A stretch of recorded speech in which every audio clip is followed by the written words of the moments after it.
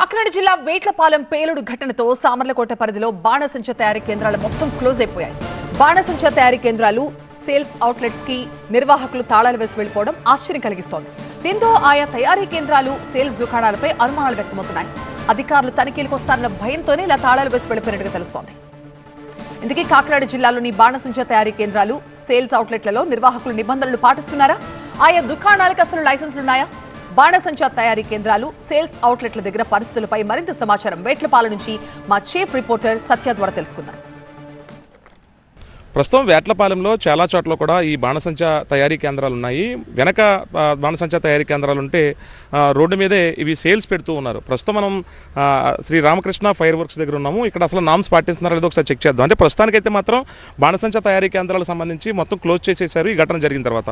ఇది Ramakrishna fire works సంబంధించినటువంటి board, అది మెయిన్ రోడ్డు. అక్కడ కనిపిస్తుంది అంటే చేలుకి అవతల, ఇక్కడ కూడా చేలు మధ్యలోనే పెట్టారు.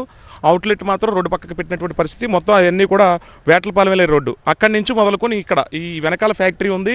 ఇక్కడే మీనాచార్యులు అబ్బన్న అని చెప్పేసి వాళ్ళకి సంబంధించిన విహారు, అలాగే ఈ బోర్డు ఏర్పాటు చేశారు. వాళ్ళకి సంబంధించినటువంటి క్రాకర్స్ కానీ కూడా తయారు చేస్తూ ఉంటారు. అయితే మొదటగా ఈ క్రాకర్స్కి సంబంధించి మొత్తం ఇది ఓపెన్ ప్లేస్ ఇక్కడ తయారు చేస్తూ ఉంటారు. దానికి సంబంధించినటువంటి ఒకసారి ఈ వాటర్ సంప్ చూడొచ్చు. ప్రస్తుతానికి ఇక్కడ బాణాసంచా తయారీ కేంద్రానికి సంబంధించినటువంటి ప్రాంతంలో ఒక సంపును ఏర్పాటు చేశారు. కానీ ఇది నిరుపయోగంగా ఉన్నట్టు తెలుస్తోంది. ఎందుకంటే ఈ సంపు పనిచేస్తే కనుక ఖచ్చితంగా మరి ఇది పనిచేస్తుందా లేదా అనేది అధికారులు చెక్ చేయాలి. ఎందుకంటే ఈ వాటర్ సంపుకు సంబంధించినటువంటి ఈ మిషనరీకి మొత్తం క్లోజ్ ఉంది, మొత్తం తుప్పు పట్టేసినటువంటి పరిస్థితి. మరి ఇది పనిచేస్తుందా లేదా అనేది అధికారులు చెక్ చేయాలి. ఎందుకంటే మొత్తం నాచు పట్టేసి పూర్తిగా డ్యామేజ్ అయినట్లుగా కనిపిస్తుంది.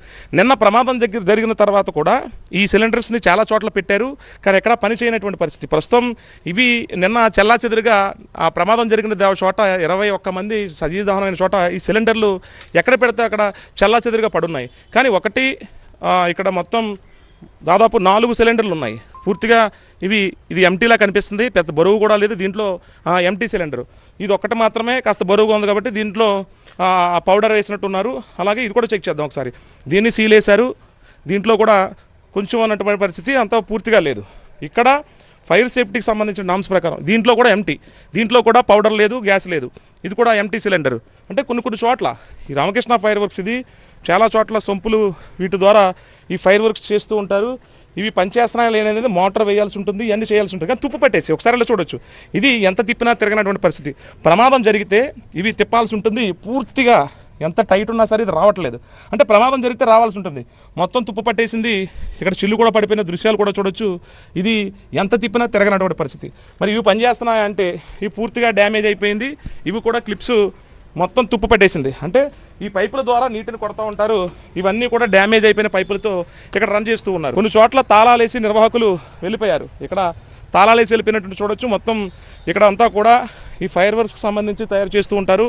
వెనక పచ్చని పొలాలు, అలాగే ఇక్కడి నుంచి చూడొచ్చు ఈ లోపల రామకృష్ణ ఫైర్ వర్క్స్ సంబంధించినటువంటి నెంబర్లు పెట్టారు. ఎవరైనా వస్తే కనుక ఇవి వాడుతాడు. నిరుపయోగంగా పక్కన పాడేసిన సిలిండర్లు ఒకసారి చూసుకోవచ్చు. లోపల అవి ఒక మూలన పాడేసినటువంటి దృశ్యాలు ఇవి.